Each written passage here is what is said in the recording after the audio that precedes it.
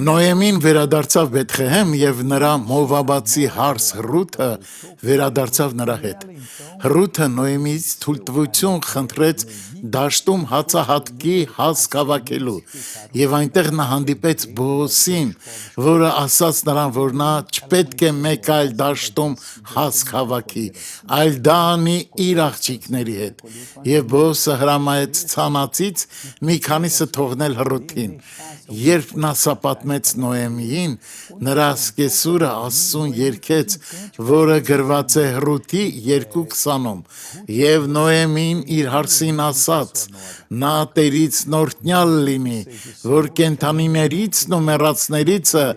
իր ողորմությունը չպակասեցրեց։ Եվ Նոեմին նրան ասաց. այն մարդը մեր ազգատոհմիցն է, նա մոտ ազգական է մեզ, նա ամեն ինչ գիտեր նախքան դա տեղի ունենալը։ Բոոսը գալու էր ամուսնանալու Ռութի հետ, և նա դառնալու էր Դավթի մեծ տատիկը։ Արա այն, ինչ Աստված քեզ ասում է, և կտեսնես, թե որքան մեծ են այն բաները, որոնք դեռ պետք է պատահեն քեզ հետ հավիտենական կյանքում։ Հայր, մենք գովաբանում ենք քո անունը այն ամենի համար, ինչ դու անում ես։ Մենք կապում ենք այս մարդու մեջ հիմա եղած ողջ չարիքը և ասում՝ դուրս